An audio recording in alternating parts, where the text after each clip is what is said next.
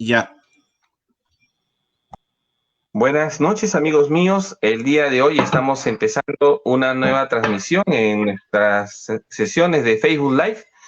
Soy el doctor Carlos Reboredo. Hoy día tenemos el placer de presentar a la doctora Claudia Becerra, médico internista, que nos va a explicar todo lo que es acerca de los peligros de la automedicación, sobre todo en estos tiempos de coronavirus. Nuestro agradecimiento especial, como siempre, a nuestros amigos de Rotary Club Lima Nueva Era, que nos permiten realizar todo el soporte técnico para realizar esta transmisión. Así que sin más preámbulos, le dejo a la doctora Claudia Becerra, que nos va a hablar todo acerca de automedicación y peligros de la automedicación en tiempos de coronavirus. Doctora Becerra, mucho gusto. Hola, buenas noches. Eh, Pedí especialmente hacer este tema porque durante estas semanas, estos días que hemos pasado, muchos pacientes han consultado por varias cosas. Los pacientes que toman su medicación están preguntando si pueden o no pueden tomar pastillas para combatir el coronavirus. Sé que tanto en las redes sociales como en la televisión y en varios sitios han recibido información sobre qué tomar y qué no tomar. También se han visto casos de efectos secundarios de tomar la medicación y hay mucha información y nosotros pretendemos ayudar a las personas, ¿no? Pero con tanta información cruzada, es importante entender que para nosotros el primer deber de nosotros es no hacer daño. Entonces, con la medicación que uno prescribe, tiene que buscar ayudar al paciente. Y hay que tener cuidado de que el paciente al buscar medicación no se termine haciendo daño. En toda enfermedad, toda enfermedad, no solamente en el COVID-19, la gente tiende a automedicarse. Entonces es muy importante saber cuáles son los peligros de la automedicación. En este tema de COVID-19, lo que pasa es que este es una enfermedad nueva y nosotros estamos aprendiendo en el camino, como voy a decirles y explicarles a continuación. De esta charla, en esta charla podría tomarme horas conversar sobre este tema, pero quiero que se lleven claramente unos 4 puntos bien definidos para yo sentirme bien de que se ha comprendido la información que quería brindarles. En primer lugar, sobre la enfermedad, lo que tenemos que saber es que aún toda la comunidad médica, aquí en China, en España, en Italia, en Estados Unidos, no tenemos bien claro qué funciona y qué no funciona en el COVID-19. De esto tenemos que partir. Como dije, esta es una enfermedad nueva. Quería ponerles esta diapositiva para explicar unas cosas. Cuando se hace investigación, tengan una idea de que existen ahorita en investigación 5.000, 10.000 compuestos en la naturaleza, que son medicamentos nuevos, potenciales medicamentos nuevos. De estos 5.000, 10.000 que se estudian por 3 a 6 años, más o menos se van a aprobar para fases de estudio de investigación 250 productos. De esos 250 productos, la fase de investigación de estos 250 van a pasar solo 5 a los ensayos clínicos.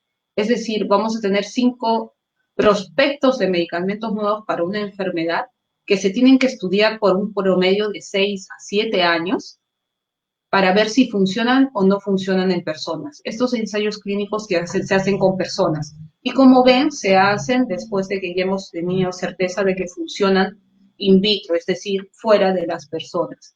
Después de 6 a 7 años de investigación, es un promedio. Miren, empezamos con 50.000 compuestos, pasamos a 5 y más o menos uno termina siendo aprobado. Esto es en el caso de Estados Unidos por la FDA. Se toma un montón de tiempo desarrollar una medicina nueva para una enfermedad nueva. Vean, sumen los años, ¿no? Alrededor de hasta 15 años puede tomarse descubrir una medicina nueva. El problema que tenemos ahorita es que el COVID ha venido, pues se esparció por todo el mundo de manera muy rápida. Entonces a nosotros nos ha agarrado fríos y se han estado tratando de utilizar una y otra y otro tipo de medicina según los conocimientos que ahora tenemos para tratar de combatirlo. Y a medida que nosotros vamos aprendiendo y tomando conocimiento, también se va haciendo público ese conocimiento para que la gente tenga idea. Pero nunca como en estas épocas había sido tan desmesurado esa adquisición del conocimiento y darle conocimiento a todas las personas, y las personas también entiendo que hay una desesperación por querer tomar una medicina y por querer mejorar y terminan automedicándose. Pero vean que en un contexto normal, ¿cómo sabemos que una medicina realmente sirve? Cuando aparece una enfermedad, ¿qué es lo que yo debería hacer? Lo ideal que debería pasar es que cuando yo tengo un grupo de enfermos de esta enfermedad, este es el COVID, tengo que dividirlo para investigación en un grupo en el que yo voy a trabajar. A este grupo lo voy a partir en dos. Entonces, tengo una enfermedad, es el COVID-19, y a este grupo le voy a dar medicina y a este grupo no le voy a dar medicina. En esta investigación voy a ver si al grupo al que le di la medicina le va mejor que al grupo al que no le di la medicina. Pero como comprenderán, estos grupos tienen que ser comparables. Si yo pongo en el grupo que recibe la medicina a más gente más joven, obviamente esta gente le va a ir mejor que a los grupos que no están recibiendo la medicina.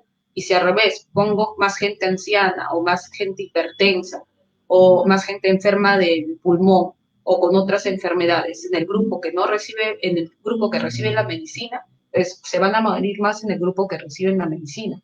Para yo ver si una medicina funciona, por tanto, tengo que formar dos grupos comparables y ver cómo se comporta, si realmente la medicina me está ayudando o no. Eso sería en una situación ideal. El problema es que ahorita en la época del COVID, nosotros estamos tratando de adquirir información lo más rápido posible. Y formar este tipo de estudio, que es un ensayo clínico aleatorio, va a tomar mucho tiempo y muchas veces nos gana el tiempo para tratar a los pacientes. No se está haciendo este tipo de investigación, de hecho sí, a nivel mundial se está formando un grupo que está haciendo investigación, y no solamente con dos grupos de pacientes, están agarrando varios grupos de pacientes, probando la medicina A, probando la medicina B, probando la medicina C, probando qué medicina realmente funciona con el COVID. Este estudio grande se llama Solidarity, ¿no? Que significa solidaridad, lo están haciendo a nivel mundial para que por fin podamos saber qué es lo que funciona contra el COVID. Actualmente no tengo muchos estudios clínicos aleatorizados, hay uno que otro, pero son chiquitos. Gracias a estos estudios pequeños, no en poblaciones muy grandes, hemos podido definir que la hidroxicloroquina, por ejemplo, funciona un poco bien, que la citromicina va bastante bien, que por ahí algunos antivirales, unos fármacos que se usan para HIV también resultan prometedores, entre otras medicinas antiinflamatorias, incluyendo los corticoides. Tengo ensayos, pero son pequeños. Por eso los médicos estamos siendo muy cautos a la hora de dar tratamiento, porque sabemos que la información que tenemos a estas alturas es limitada. Me encantaría cuando yo atiendo a un paciente poder decirle, ya sé lo que le va a hacer bien a su COVID y esto lo va a curar y esto es lo que hay que darle, pero la verdad seguimos aprendiendo del camino. Y es cierto, sí hay algunos estudios y algunas evidencias, pero esta es una enfermedad que, como saben, es de meses, no lleva años con nosotros, lleva meses. Entonces, estamos aprendiendo y estamos tratando de brindarle lo mejor que se pueda a los pacientes con los conocimientos que vamos adquiriendo y que, dicho sea de paso, cambian día a día. Otra cosa de la que nos valemos para brindar atenciones es de la opinión de los expertos. La ventaja es que ahorita a nivel mundial estamos conectados, ¿no? Hablamos todos los días con gente de Italia, hablamos con gente de España, incluso como han visto, han venido expertos de la China para hablar sobre esta pandemia. Entonces, al estar conectados podemos hablar con gente experta en ciertos puntos de esta enfermedad. Ni siquiera puedo hablar yo a estas alturas de que existan expertos en COVID, porque la enfermedad tiene un tan poquito tiempo con nosotros que no tengo expertos en COVID. Pero acuérdense que este es un virus y sí tenemos expertos en virus. Y como esto hace una respuesta inflamatoria en el cuerpo, tengo expertos en inmunología, tengo expertos en respuesta inmune, que me pueden dar algunas orientaciones sobre el manejo de la enfermedad. sin ser necesariamente expertos en lo que es propiamente el COVID-19, porque a esas alturas no le puedo llamar a alguien realmente experto. Tenemos expertos en enfermedades infecciosas acá también, cuyas voces se han alzado y nosotros estamos escuchando también atentamente las recomendaciones que dan acá a nivel Perú, porque como comprenderán, tampoco es que yo pueda extrapolar todo el conocimiento que viene de Europa o todo el conocimiento que viene de Asia, de China, de frente al peruano, porque también son poblaciones distintas. Entonces, vamos a ver qué funciona en nuestra población, pero todo este conocimiento se está construyendo. Lo que ayer recomendamos, tal vez ahora no lo recomendemos y tal vez mañana o lo volvamos a recomendar o cambiemos las dosis. Entonces, tengan en cuenta que este conocimiento, al cambiar muy rápido, no es certero a estas alturas. Decirles que van a ir a la farmacia por una medicación que es lo que se tiene que dar es incorrecto, porque el conocimiento se está construyendo. Tenemos que analizar con mucho cuidado qué es lo que vamos a darle a cada paciente. Y aquí viene justamente la segunda idea que quiero que se lleven. El tratamiento no puede ser una receta de cocina que se pueda dar a todos los pacientes por igual. Yo no puedo ofrecerle a todos los pacientes un papel con esto, vas a tomar esto, con esto, con esto, con esto, en tal cantidad, en tal cantidad, en tal cantidad. ¿Por qué no puedo hacer esto? Quiero que vean, les puse acá algunos ejemplos de algunos pacientes que vemos. ¿Por qué? Porque necesito que vean qué distintos son es un paciente del otro.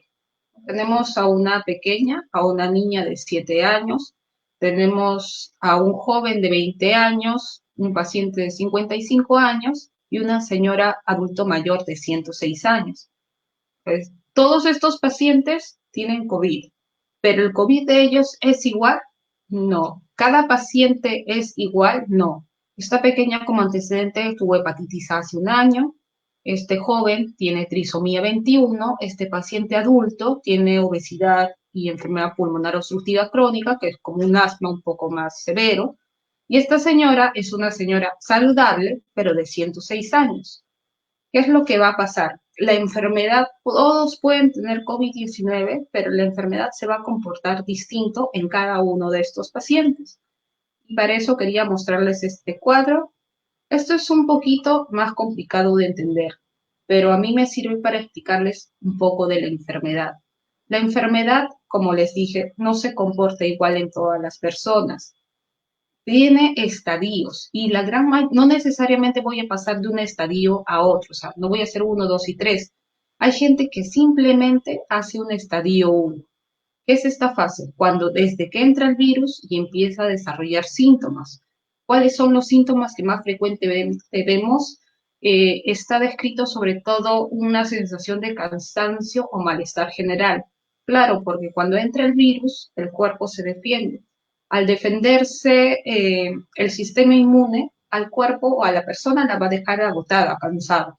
Es muy, me dicen, ¿no? Se me han bajado las revoluciones, doctora, o me dicen, hoy día no quería levantarme de la cama, hoy día me sentía fatigado para todo. No es que me falte el aire, sino que estoy como con flojera. Y eso es porque el sistema de defensas es adecuado y está defendiéndose. Algunos síntomas que se pueden acompañar con esta fase pueden ser anosmia, que significa que se pierde el olfato. Y esto es bien interesante porque lo hemos visto como muy característico de la enfermedad, ¿no? Personas que me dicen, de repente se me fue el olor, no huelo, pero nada. Y junto con el olfato suele también disminuir o desaparecer el sentido del gusto. Es decir, que las comidas no le saben a nada, ¿no? Me dicen, ha perdido el gusto a las comidas. Estos síntomas son muy característicos de COVID, pero no necesariamente los vemos en todos los pacientes de COVID, pero si les da esto, si ustedes perciben esto en este contexto, es muy sugerente de COVID. Ojo que las gripes comunes, las influencias, también pueden dar estos síntomas, pero orienta mucho a pensar que es COVID. Por eso es que hay algunos expertos que han recomendado incluso hacer la prueba, ¿no? Si huelen el vinagre, si no pierden el olor a ciertas cosas, entonces háganse una prueba rápida porque eso es muy sugerente a estas alturas de COVID. Estos pacientes que hacen infecciones suaves pueden tener un poquito de tos seca, Y también pueden tener diarrea porque la infección no solamente se va a la parte respiratoria, sino también al tracto gastrointestinal. Entonces también puede eliminarse el virus por diarrea. eh, y en los exámenes clínicos pueden hacer un poquito de linfopenia, es decir, pueden tener algunas alteraciones de laboratorio o pueden pasar lo normal. La gran mayoría de pacientes, afortunadamente, van a hacer solamente esta infección suave viral, van a, eh, van a pasar ya a la fase convaleciente, es decir, después de hacer esto, se van a curar. Van a haber tenido solamente síntomas leves, pueden hacer fiebre, y fiebre es temperatura por encima de 38 grados. Algunos hacen febrícula, hasta 37,5 es normal, pero estos pacientes a veces hacen 37,7, 37,8. No hacen fiebre propiamente, pero hacen un poquito de elevación de temperatura sin llamarla fiebre. Su sistema de defensa actúa, elimina el virus, un poco de diarrea tal vez, y se calma. Y el paciente se ha curado y ha creado defensas contra el virus. Y esto pasó sin mayor problema. ¿Cuánto es? 70%, 80% de la población, es decir, de cada 100 personas, unas 70 personas van a hacer este tipo de enfermedad, solamente con estadio 1. Un menor grupo va a pasar a la fase pulmonar, que significa que el virus va a llegar hasta el pulmón y va a producir una inflamación al interior del pulmón. Esto es una neumonía por virus. Aquí los síntomas que me preocupan son sobre todo la dificultad de tomar aire, ¿no? Esta disnea, esta falta de aire que menciona el paciente. Por eso los pacientes cuando están con estadio 1, yo siempre les estoy preguntando, dígame si en algún momento le está faltando el aire. ¿Cómo lo notan? Porque cuando empiezan a hablar se cansan, o cuando caminan de un lado a otro, yo les pido que obviamente cuando están en el estadio 1 guarden reposo, pero cuando están yendo al baño, se dirigen al baño o están comiendo, tienen que parar porque se sienten como agitados. Estos son síntomas de que la enfermedad haya progresado de una infección temprana a una neumonía. Cuando ya tienen una neumonía, el tratamiento, como comprenderán, tiene que ser distinto porque es que el pulmón está inflamado. Esto también lo voy a ver con algunos exámenes en el laboratorio. Va a bajar la saturación de oxígeno, van a bajar los niveles de oxígeno en sangre. Y cuando uno toma una tomografía, hace estudios de imágenes, ahí se va a ver las imágenes de neumonía. También puedo ver con otros exámenes en laboratorio que la enfermedad está progresando. Un buen grupo de pacientes, cuando lleguen a este estadio, lo que van a necesitar es sobre todo oxígeno. Van a necesitar un grupo de medicinas un poquito distintas, porque acá ya hay un fenómeno inflamatorio. Voy a necesitar desinflamar ese pulmón. Acá voy a necesitar antibiótico porque el antibiótico es un antibacteriano. Entonces, no tiene sentido usar un antibiótico con virus. Pero ¿por qué yo lo uso en este estadio? Porque cuando el pulmón está inflamado, las bacterias aprovechan para meterse. Entonces, muchas veces los médicos estamos dando antibiótico, no porque el antibiótico vaya a matar al virus, lo doy para evitar que se meta infección bacteriana. Si tú tienes un estadio 1, usar antibiótico no tiene sentido. Tendría que yo reservarme el antibiótico para esta fase pulmonar, para la fase en la que el pulmón está inflamado. ¿Cómo puedo saber yo? Pues que tengo que preguntar al paciente si tiene o no tiene esta sensación de falta de aire y probablemente hacerle un poquito más de estudios como los exámenes de imágenes, como la radiografía o la tomografía. El paciente puede llegar a la fase pulmonar y requerir un poco de oxígeno y Dios mediante sale de esta fase y empieza su recuperación. Sin embargo, un grupo reducido de personas va a seguir a la fase hiperinflamatoria. Yo les dije, la fase pulmonar implica una inflamación del pulmón. Si esta inflamación no se controla, porque el cuerpo responde así, porque la persona, esto lo veo mucho en adultos mayores, en ancianos, pasan a la fase hiperinflamatoria. Desgraciadamente, la inflamación tan grave que se produce va a empezar a malograr a los órganos. Empieza a afectar ya no solo el pulmón, sino puede afectar al corazón, puede afectar al hígado, puede afectar al riñón, puede afectar al cerebro, ¿no? Hemos tenido, desgraciadamente, pacientes que pese a todos los cuidados que se les ha brindado, han pasado esta fase hiperinflamatoria. Estos pacientes van entrando a disfunción de órganos. Como el pulmón suele ser el afectado más rápidamente, son pacientes que van a requerir ventilación mecánica, es decir, necesitan una máquina que esté ayudándole al pulmón a cumplir su función. Ojo que cuando el paciente ya llega a este estadio en el que requiere ventilación mecánica, esta fase muy inflamatoria, ya el pronóstico es muy malo. Muchos pacientes han venido a Lima en busca de la capital pensando que acá pues van a tener el ventilador mecánico y que con el ventilador mecánico se acaban. Pero esto no es así.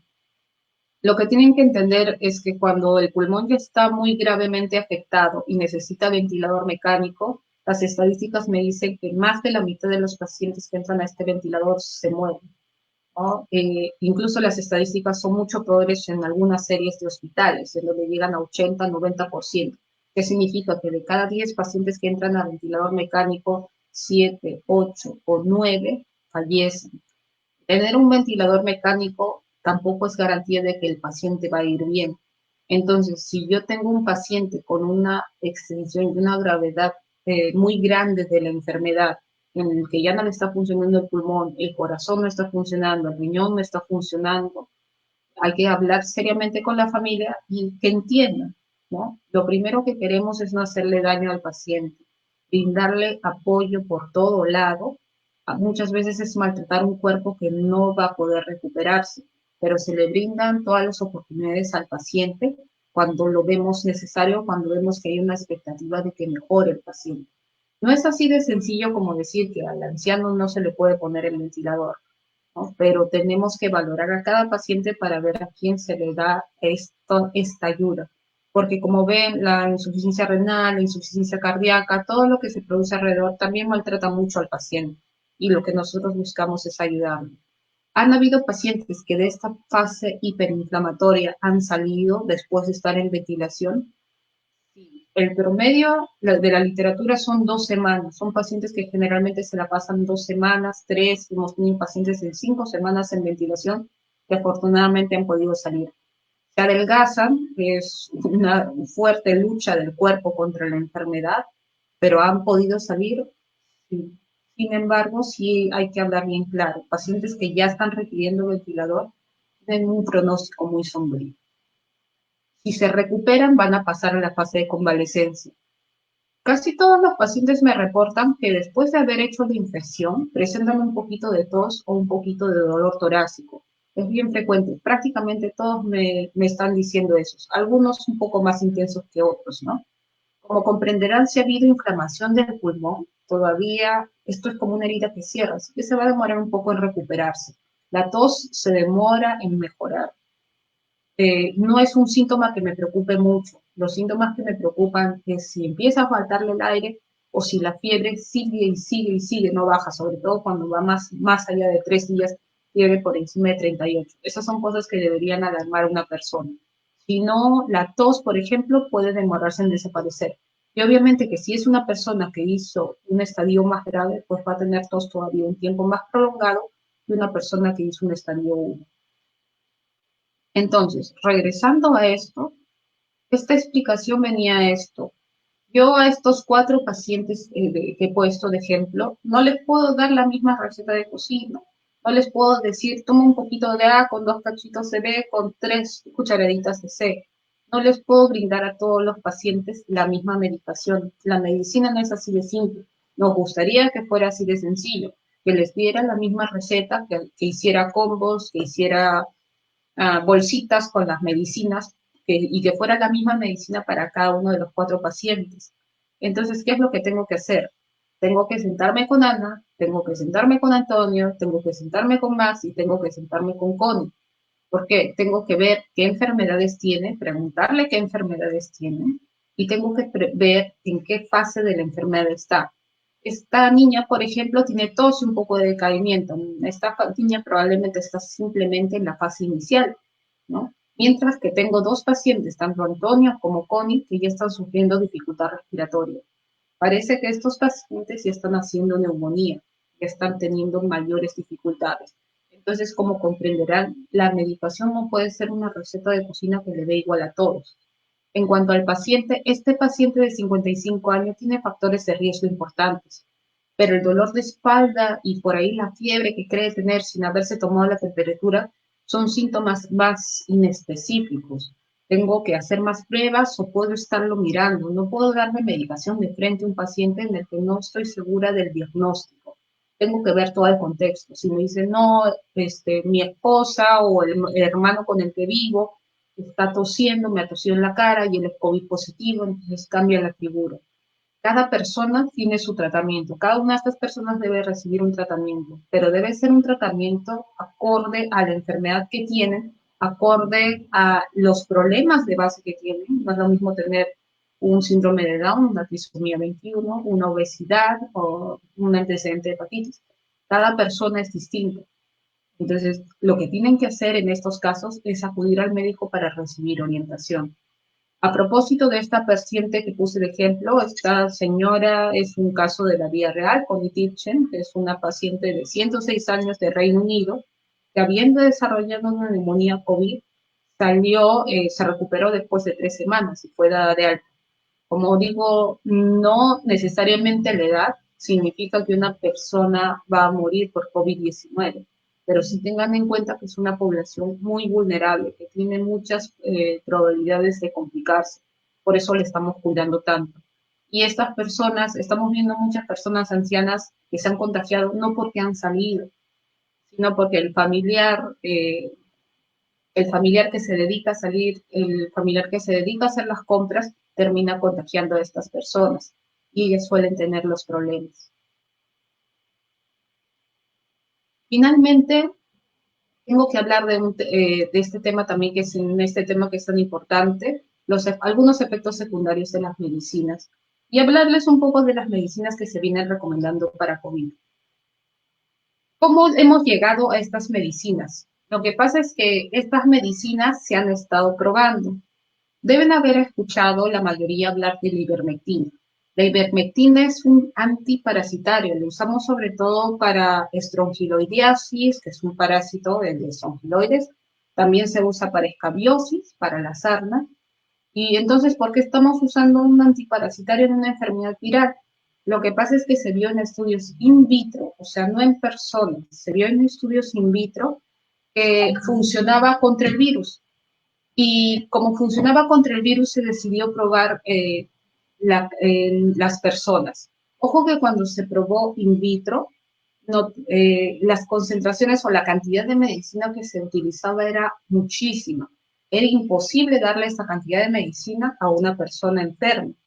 Se ha tratado con niveles bajos de ivermectina y aparentemente algunos estudios dijeron que estaba yendo bien. No se hicieron estudios controlados, como les expliqué, no tenían un grupo en el que daban y un grupo en el que no daban y los comparaban, sino que en este grupo le dieron la medicina y estos pacientes fueron bien la gran mayoría, pero no tenemos estudios de buena calidad o en gran población. Pero como comprenderán, ahorita los médicos están tratando de encontrar cómo ayudar a los pacientes. Si encontramos alguna pista de que algo puede funcionar, entonces nuestra intención es compartirlo. ¿Tiene efectos secundarios? Sí. Los principales efectos secundarios que me da la ivermectina son a nivel gastrointestinal. Náuseas, vómito, un poquito de dolor abdominal, dispepsia, o sea, un malestar de estómago. Algunos reportan además mareo y molestias en el pecho, entre otras cosas. Lo bueno es que como cuando se dan dosis chiquitas, generalmente los efectos secundarios son pocos. Pues por eso el Ministerio de Salud ha dicho que estas medicinas se pueden dar incluso en pacientes ambulatorios. Hay pacientes que no pueden llegar, que no necesitan llegar al hospital, en tanto sean las dosis correctas. El problema es que, por ejemplo, la gente en el afán de ayudar y los médicos incluso en el afán de ayudar están utilizando esta medicina a dosis muy alta. A veces los mismos pacientes toman sin saber cuál es la dosis correcta o peor aún, estaban echando manos de la ivermectina de uso veterinario. Como comprenderán, los animales también tienen parásitos. Hay medicina, ivermectina en formas inyectables que no han sido bien estudiadas en personas, pero al no encontrar las gotas bioral que se usan típicamente, empiezan a agarrar cualquier otro tipo de medicación y utilizarla. Y esa, como comprenderán, tiene otro tipo de efectos secundarios. Otra medicación de la que se está hablando bastante es de la hidroxicloroquina. La hidroxicloroquina es un antiparasitario, es un antimalárico, o sea, lo usamos para la malaria, para el paludismo o malaria, y se ha utilizado en el Perú por mucho tiempo, pero también tiene una propiedad antiinflamatoria, por eso es que también se usa en enfermedades como el lupus eritematoso sistémico, en artritis reumatoide.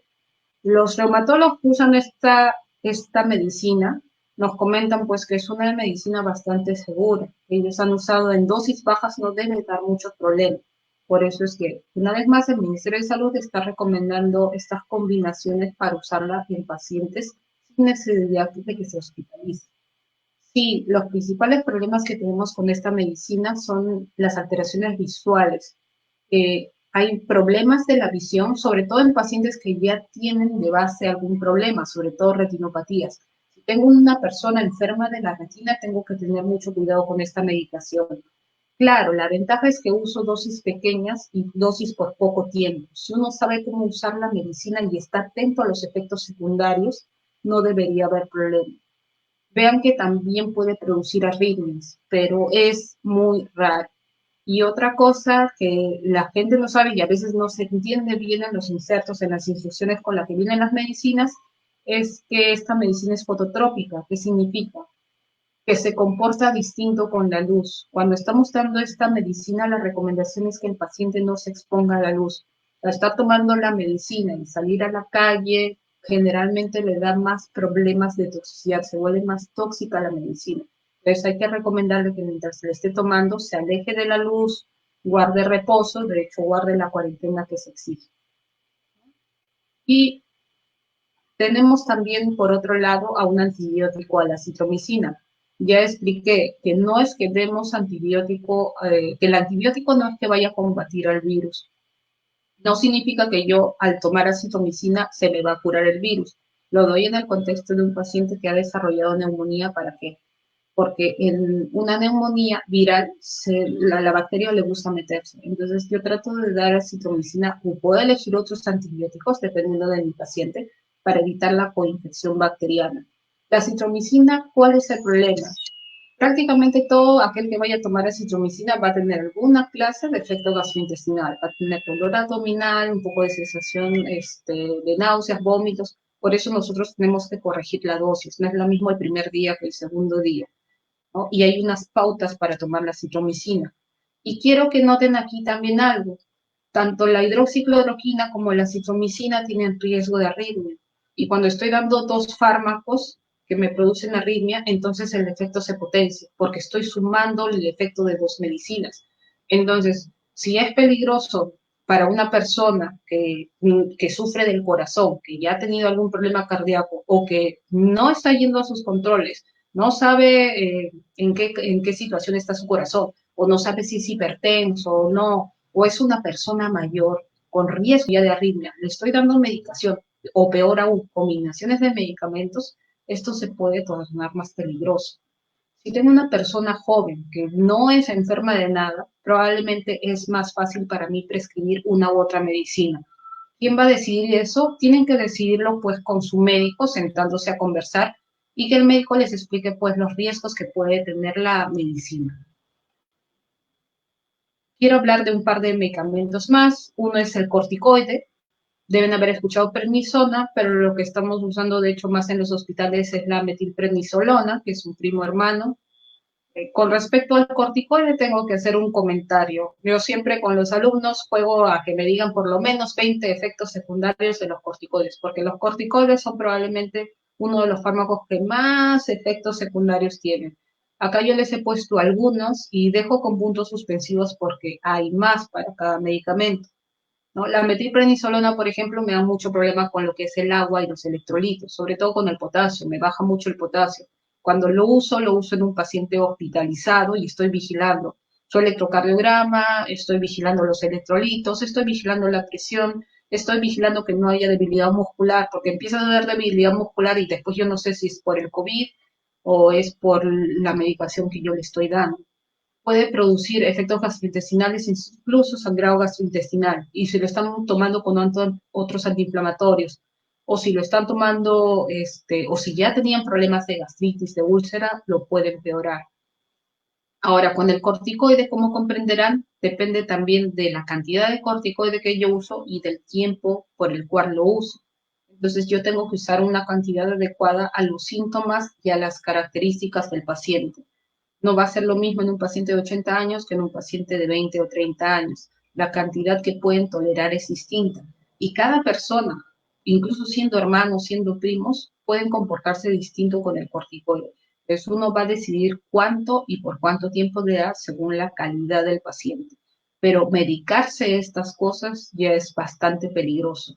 Los únicos que están aceptados para brindarse como tratamiento fuera del hospital son los dos primeros, porque tienen menos efectos secundarios, que no significa que no tengan y no significa que deba tomarlos las personas por su cuenta. Finalmente, tengo que hablar del heparina. Cuando entramos a la fase inflamatoria, es decir, cuando mi paciente empieza a hacer ya la fase en la que todo el cuerpo se inflama, la sangre, que es fluida al interior de los vasos sanguíneos, tiende a coagularse. Y eso nos da mayor problema en los órganos, en el corazón, en el riñón. Entonces, los médicos usan anticoagulante. ¿Cuál es el problema obvio si uso anticoagulante? Pues el paciente tiene riesgo de sangrar. Por eso es que usamos la heparina con mucho cuidado. Específicamente usamos la heparina de bajo peso molecular, que se llama enoxaparina, que es un poquito más segura. Se puede usar la heparina. Alguien, como dije, en el afán de ayudarse trató de utilizar, bueno, no tenemos heparina, utilicemos otro anticoagulante, warfarina. La verdad es que no hay estudios que apoyen el uso de warfarina. La warfarina tiene problemas que hace interacción con todas las cosas, incluso hace interacción con las comidas. Puede causar sangrado si uno no se controla. Ya han habido pacientes que en su desesperación por el miedo al COVID han tomado warfarina y han terminado con sangrados importantes en los hospitales. A alguien se le ocurrió, necesitamos algo que evite la coagulación y recomendar una aspirina, ¿no? Incluso he tenido colegas que han dicho, bueno, yo le di aspirina a mi paciente porque no teníamos pues warfarina, no teníamos otra cosa, pero eso está mal. Como ven, hay muchos efectos gastrointestinales del corticoide, de la citromicina, y si estoy dando otro fármaco que encima produce sangrado, estoy sometiéndolos a mucho riesgo. Tomar medicinas por su cuenta, pensando que funcionan o asumiendo que funcionan igual, no es seguro. Como dije, el conocimiento recién se está construyendo y tenemos evidencia de estas medicinas, pero no tenemos evidencia de muchas otras. Decir simplemente que funcionan porque son parecidas no se puede hacer así de simple. Lo único que voy a hacer es exponer a mi paciente, a este paciente que yo quiero curar, lo voy a exponer a que tenga efectos secundarios innecesarios, ¿no? Y tienen que tener en cuenta que cualquiera de estas medicinas puede dar reacciones anafilácticas. ¿Qué significa? ¿Qué pasa si yo soy alérgico a la ivermectina, a la hidroxicloroquina? Son fármacos que no se suelen dar en la vida diaria. Entonces, si yo hago una alergia, puede ser que la alergia me va a matar antes que el COVID-19. Como dije, la gran mayoría de personas hacen enfermedades de manera sintomática. Hay gente que pregunta si pueden tomar esto como profiláctico, es decir, como yo soy médico, me voy a ir al hospital y voy a estar, o yo trabajo en el mercado y voy a ir al mercado, puedo tomar ivermectina, puedo tomar hidroxicloroquina para evitar que me dé el COVID. No. Lo único que vamos a hacer al tomar estas medicinas es que van a empezar a escasear en las farmacias y cuando alguien que necesite esta medicina las vaya a comprar, no las va a encontrar. Suben los precios porque todo el mundo, en su afán, en su desesperación, por el miedo, están llenándose de estas medicinas. Pero como dije, esta medicina no es que le vaya a hacer bien a todos. La medicina tengo que elegir a quién se la doy y a quién no. La gran mayoría solo va a necesitar algunos otros sintomáticos. Tomar antibiótico por si acaso. El antibiótico no cura un virus. Entonces, tomar acitromicina por si acaso tampoco ha demostrado beneficio. Y si yo le doy a un paciente que, por ejemplo, teniendo COVID, se está recuperando del COVID, le doy antibiótico, lo único que voy a hacer es que su cuerpo genere resistencia. Y si en algún momento necesita después el antibiótico para algo, ya va a haber sido resistente y ya no le va a funcionar igual. Estar tomando por si acaso cualquiera de estos medicamentos no ha demostrado ningún beneficio. y tener estos medicamentos por si acaso en casa, lo único que hacen es hacer más caros los precios y quitarle a las personas que sí necesitan. Así que lo que yo les pediría es que no se llenen de estos medicamentos, no tiene sentido. Y después espero que me hayan comprendido los 3 puntos que quería dar de esta charla. Vamos a repasarlos. En primer lugar, todavía no tenemos claro el tratamiento, pero tengan la certeza de que se está investigando. Todo el rato hay publicaciones nuevas, todo el rato sus doctores están, nosotros estamos leyendo todos los días información, tratamos también de, por ratos necesitamos también tomarnos un respiro, porque es importante también que el médico no se llene de tanta información, también hay que cuidar la salud de nosotros los médicos, pero mientras trabajamos estamos tratando de hacer lo mejor posible y obtener todo el conocimiento posible para tratar a los pacientes. Hay investigaciones en todas partes del mundo, están colaborando todos los médicos a nivel mundial. Entonces esperemos que de acá en poco tiempo ya tengamos las cosas más claras para ofrecer un mejor tratamiento a los pacientes. Punto número 2, esto no es una receta de cocina. Si le funciona al vecino, me va a funcionar a mí, no necesariamente. Cada persona es distinta. Eso significa que no me va a poder dar nada, doctora, para mi enfermedad. Lo que hay que hacer es ver con un médico qué factores de riesgo tiene uno, en qué etapa de la enfermedad está y decidir qué medicación puede recibir o si no debe recibir ninguna medicación. Hay que tener en cuenta los efectos secundarios. La misma medicina no le puedo dar a una persona si es que tiene úlceras, si es que ya tenía problemas de la visión o si es que tiene problemas cardíacos, porque pacientes que tienen ya antecedentes, pues le va a ir peor la medicina. Pues no puedo darle la misma medicina a todos, ¿no? Y para terminar, para no dar solamente malas noticias, ¿se pueden automedicar? De hecho, el COVID-19 es un virus y sí hay algunas cosas que se pueden tomar. Eh, ¿Qué automedicación se recomienda? En primer lugar, lo que tengo que recordarles es que si ustedes toman medicación todos los días, por favor, no dejen de tomarla. Muchos pacientes que toman hidroxicloroquina, que han escuchado que la hidroxicloroquina da arritmias o da este problema, han dejado de tomar y me llaman, ¿no? Ya no consigo o ya me da miedo tomarlo. Lo mismo con los pacientes que usan antihipertensivos. Dicen que tomar este antihipertensivo es malo. No. Si toman aspirina siempre, si toman antiwarfarina siempre, si toman su irbesartán, losartán, enalapril siempre, si toman su cloroquina siempre, su hidroxicloroquina, no dejen de tomar. Ustedes tienen una indicación para tomar ciertas medicinas, no descontinúen la medicina si es que la medicina les está yendo bien. Si tienen algún problema con la medicina, tienen que acercarse con su médico para saber si deben o no deben descontinuar la medicina, si es que son usuarios habituales. ¿Puede una persona tomar medicinas? De hecho, sí. Si tienes malestar general, puedes tomar paracetamol. El paracetamol a unas dosis adecuadas, 1, 2, 3, 4, 5 tabletas al día, no dan problemas en la mayoría de las personas. Para el malestar general pueden tomar paracetamol, es un fármaco bastante seguro, tanto así que lo venden sin receta médica. Hay paracetamol antigripal para aquellos que tienen un poquito de carraspera, un poquito de malestar. Si les ha ido bien antes con el paracetamol, pueden seguirlo tomando. En cuanto a los antiinflamatorios, hay un pequeño problema porque han recomendado que no se tomen antiinflamatorios en la época de COVID. Pero si ustedes toman, por ejemplo, yo tomo ibuprofeno para mi migraña, si toman un medicamento de manera constante, no deberían suspenderlo. No hay, el paciente es el que mejor conoce su cuerpo.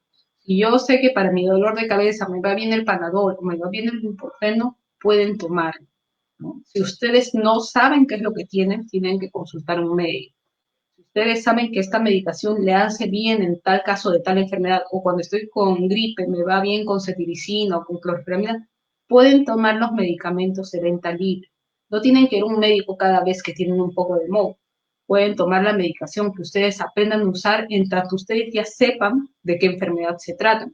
Claro, si yo tengo malestar general y no sé por qué es, no conviene tomar una medicación a ciegas. Me preguntan mucho por medicina alternativa. ¿La medicina alternativa sirve? Sí, de hecho hay muchos estudios que me dicen que la medicina alternativa sirve. Lo que muchos expertos están recomendando como antiinflamatorio natural y que el MINSA pone mucho en sus guías es, por ejemplo, el eucalipto. El eucalipto como agua de tiempo, como desinflamante natural de las vías respiratorias, o el eucalipto como inhalador para problemas de sinusitis, ¿no? Cuando hay mucho compromiso en esta zona, inflamación, como vaporizaciones. Obviamente, la medicina alternativa no deja de ser medicina. Eso significa que puede tener efectos secundarios. La uña de gato, por ejemplo, es espectacularmente antiinflamatoria, pero como un antiinflamatorio también puede producir úlcera, también puede producir sangrado gastrointestinal. El hecho de ser natural, el hecho de ser medicina alternativa, no los libra de tener efectos secundarios. Tienen efectos secundarios. Si usted el eucalipto que toma le da alergia, le empeora, entonces ya no puede tomar eucalipto. Es una persona alérgica o el que le cae mal el eucalipto, pues ya no lo tome. Si usted le hace bien, no hay problema. Me dicen, a mí cada vez que me resfrío me va bien con muña. Me preparo mi muña y me va muy bien. No hay problema, puede seguirlo tomando. Si usted ve que le afecta o que le cae mal, lo suspende. Si le cae bien, lo continúa, ¿no? Siempre estando pendiente de los efectos secundarios que pueden producir. En cuanto a la dieta, que también preguntan tanto, no hay una dieta definitiva. Para los pacientes cuando están muy graves, tratamos de darle dietas muy ricas en calorías, porque como comen tan poquito, se desnutren muy rápido. Pero para el paciente que está en su casa, los expertos lo que están recomendando son específicamente dar un consumo de estas 3 vitaminas, la vitamina C, la vitamina D y zinc. Si no saben, lo que pueden hacer es entrar a Google y buscar la vitamina C, saben que la encuentran en los cítricos, la vitamina D en lácteos y derivados, el zinc se encuentra en las yemas de huevos, se encuentra en el cangrejo. No tienen que llenarse de estas vitaminas, es decir, yo no les estoy diciendo que se tomen 3 litros de, de jugo de naranja de desayuno, almuerzo y cena, sino que se acostumbren a tomar estas vitaminas regularmente en su dieta. En personas ancianas o en personas que tienen alergias, que no comen mucho o no tienen acceso a mucha medicación, sí lo que se puede dar es un suplemento vitamínico que contenga estas vitaminas para ayudarles un poquito a que el organismo tenga las defensas al punto para que cuando venga el virus tenga una mejor respuesta. Se dice que más o menos, los estudios en Perú dicen que más o menos más de la mitad de las personas se automedican. No creo que sea tan malo que se automediquen, pero tienen que saber automedicarse con criterio. El problema es que estos 53% es automedicación, sobre todo de antibiótico. No, cuando nos llenamos de antibiótico, lo único que hacemos es aumentar la resistencia bacteriana y esto no es bueno. Cuando tengan más adelante algún problema en el que necesitan un antibiótico, nos vamos a quedar sin antibióticos para tratarlos. Entonces, esto no es lo adecuado. La medicación debe ser decidida y conversada con su médico. Los medicamentos que son de prescripción libre pueden comprarlos, esos puede vendérselos el farmacéutico, que no significa que no tengan efectos secundarios, pero son más seguros que los otros. Y lo que siempre les pido a los pacientes que están sufriendo de COVID es, ya tenemos bien claro en medicina que el sistema inmune y el ánimo de la persona están conectados fuertemente.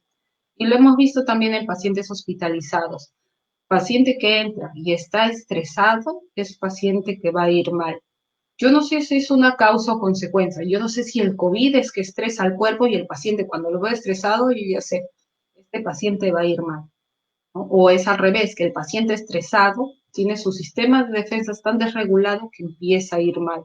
¿Qué les recomiendo a los pacientes que están haciendo cuadros gripales y que están en sus casas? Algunos sabiendo que son COVID y otros sospechando o no sabiendo.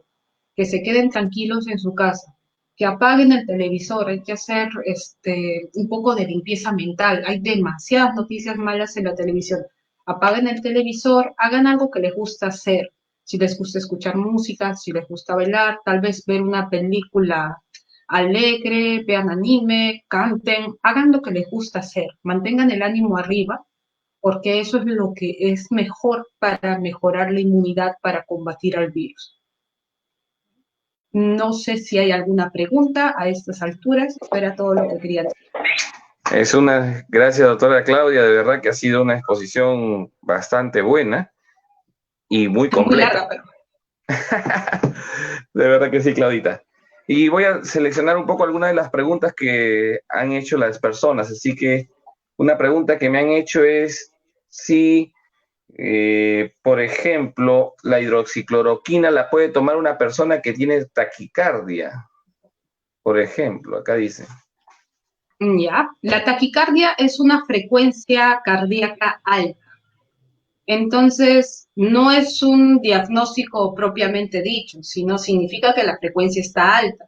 Habría que ver qué enfermedad tiene, pero ya por el hecho de estar alta, yo estoy sospechando una arritmia. Y darle un fármaco que puede producir más arritmias a alguien que ya tiene algo de base resulta un poco peligroso. No lo recomendaría hasta estar seguro bien por qué es la taquicardia, ¿no? Ok, esta fue un poco más compleja porque de verdad que no lo conocía y tuve que revisar. ¿El producto MMS-CDS sirve?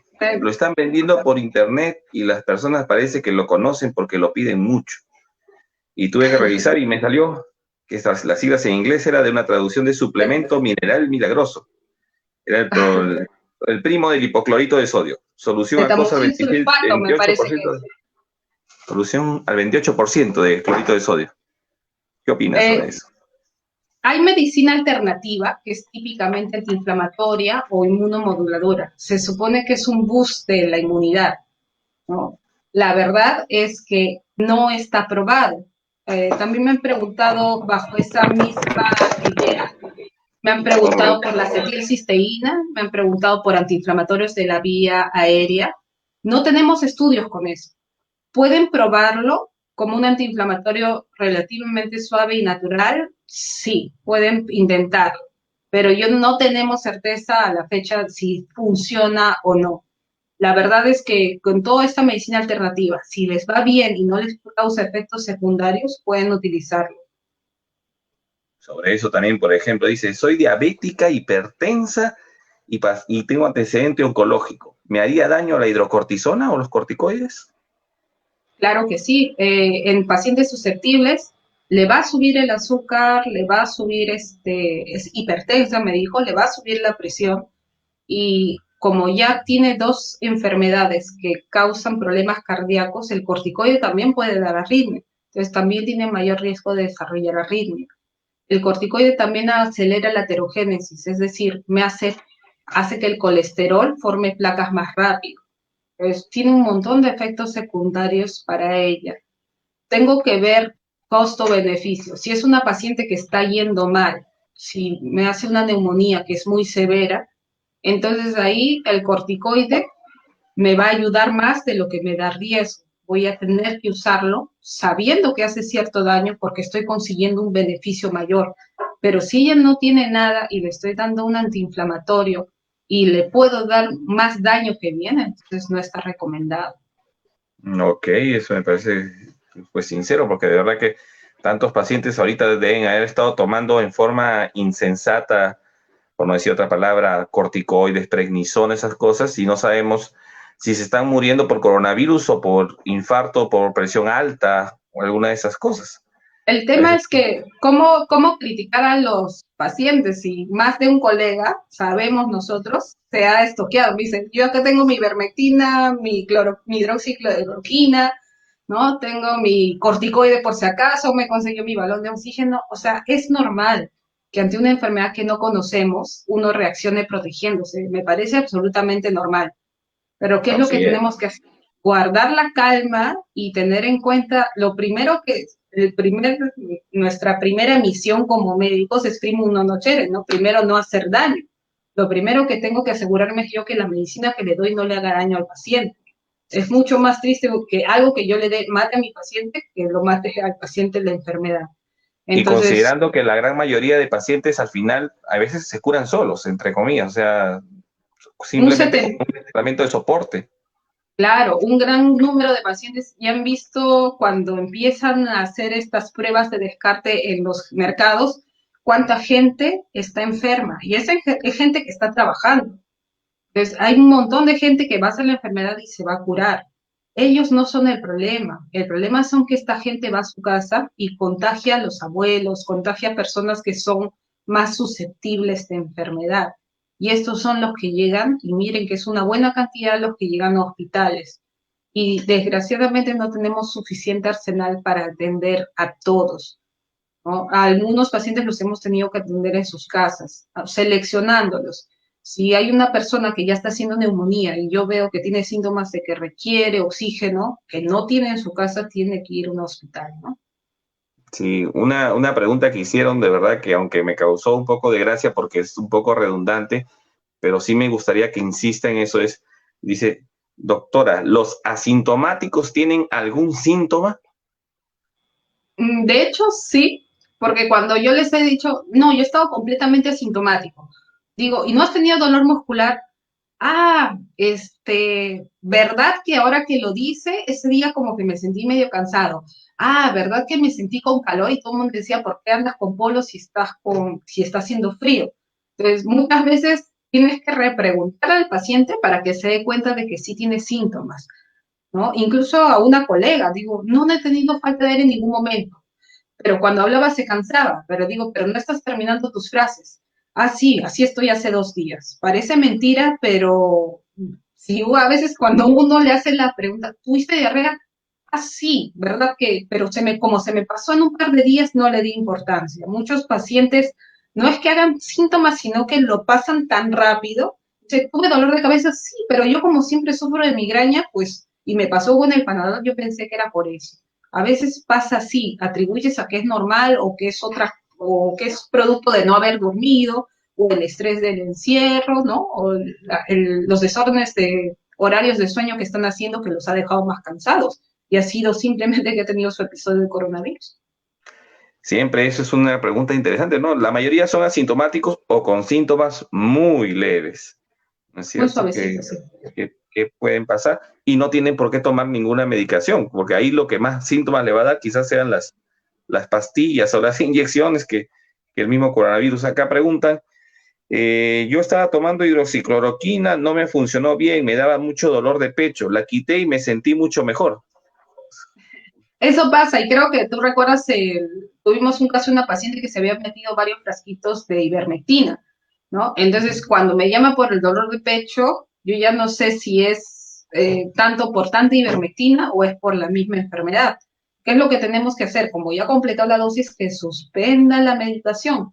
Porque la medicación, mucha de la medicación me la estoy reservando para pacientes que tienen síntomas que no controlo, sobre todo esa sensación de falta de aire, que es lo que más miedo nos da, ¿no? Nos avisa que está progresando neumonía. Pero les miento, más de un paciente, incluso conocidos, me han dicho, ¿qué puedo tomar para prevenir coronavirus? Porque ya la próxima semana me voy a trabajar. Digo, no hay medicina, pero ¿qué puedo tener por si acaso en stock? No es bueno tener stock porque uno, que estoy viendo que con este afán están vendiendo hasta medicina falsa, y dos, que en los hospitales nos estamos quedando sin medicina para gente que ustedes conocen, gente que ustedes quieren y que la necesitan, porque está escaseando a nivel de Perú, porque hay gente que se va a llenar de acitromicina. Lo barato es que compran dosis que son para 50 personas, porque en el miedo compran un montón, ¿no? O toman dosis inadecuadas, ¿no? Por repetir y repetir porque no sienten alivio. Y es un tema de que el estrés los empeora, más los efectos adversos los empeora y el virus sigue y en vez de mejorar hasta mantiene la enfermedad más tiempo. Sí, es complicado. Yo tengo un amigo que ha comprado su ivermectina de veterinario para toros.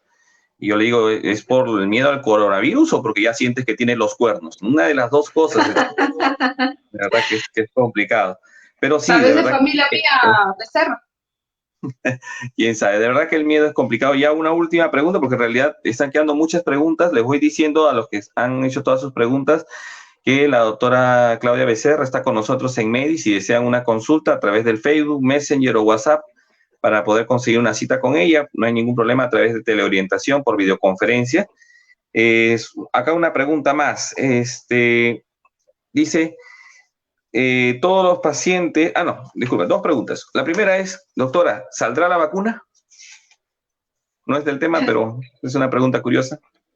No, pero me metes en problemas con esas preguntas porque hay mucha discusión al respecto. Es que es bien interesante. Yo justo estaba escuchando las noticias porque aunque no me agradan mucho, tengo que escucharlas para mantenerme al día porque eso es una de las cosas que ha salido, ¿no? Em, Hay controversia en el mundo de la medicina sobre el tema de la vacuna. La vacuna, como sabes, funciona preparando al organismo para que cuando se enfrente al virus ya lo conozca y ya sepa cómo actuar y ya sepa cómo defenderse. ¿Cuál es el problema? Que esta enfermedad estamos viendo que actúa haciendo que nuestro sistema de defensa se aloque, se inflame. Entonces hay algunos que consideramos que dar una vacuna que hace que un sistema de defensa funcione más bien va a empeorar la enfermedad en vez de mejorarla. Para que una vacuna demuestre su eficacia, tiene que pasar cierto tiempo. Todavía es muy pronto para decir, ya en un mes sale, en 2 meses sale. Yo creo que vamos a tener que ser muy cautos, porque cuando le pongas una vacuna a una persona, le tengo que decir, esta vacuna ha salido recién y está aprobada muy poquito tiempo. No sé si te va a hacer mejor o te va a hacer peor. Un comentario en Wuhan, que es donde empezó la pandemia, y en Lombardía, Italia, la ciudad donde más caídos por COVID hubieron en Italia, comparten algo en común. Ambos habían sido vacunados con cepas contra coronavirus, porque en estas zonas ya había habido coronavirus antes. Entonces, la mayor mortalidad, algunos expertos lo atribuyen a que ya tenían vacuna, y aparentemente los vacunados reaccionaron peor, pero todavía no se tiene certeza de eso. Entonces, decirles felizmente que no se preocupen, ya viene la vacuna y que con eso vamos a estar bien, todavía es muy prematuro. Hay algunos inmunólogos expertos de renombre que creen que no debe usarse la vacuna todavía por un tiempo hasta que se demuestre que sirva y es segura. Pero vamos, siguen investigando y eso es loable. No se va a quedar, eso demuestra que la medicina, los médicos no se están quedando parados, asustados contra el coronavirus, sino que están buscando cómo defenderse y cómo mejorar la salud de las personas, ¿no? Pero vamos a, sí, con calma con el tema de la vacuna, porque tiene que demostrarse que funciona y sobre todo que no hace daño para poder empezar a usar. Perfecto, doctor. Ahora sí ya nos ganó el tiempo. Como les digo, gracias a nuestros amigos de Rotary Club Lima Nueva Era por esta sostén en la parte de técnica para la transmisión. También, doctora Claudia Becerra, muchísimas gracias por esta exposición. Yo creo que se han quedado muchas preguntas y de verdad que algunas preguntas son complicadas de responder porque ya deben ser a título personal. Y para los que deseen también, como le digo, estamos a través de Medi trabajando en lo que es la teleorientación por videoconferencias. Así que pueden entrar a nuestra página. Doctora, muchas gracias por esta excelente presentación. Muchas gracias a ustedes. Se agradece poder ayudar, aunque sea con un granito de arena. Gracias, doctora. Los esperamos entonces todos los miércoles y sábados en la noche. Tenemos nuestras presentaciones de distintos temas y los que deseen pueden encontrarlas en nuestra página de Facebook. Ahí están todas las presentaciones y videos guardados para que puedan tener acceso a ellos si se perdieron alguna parte de esta charla. Muchas gracias. Nos estamos viendo. Hasta luego. Hasta luego.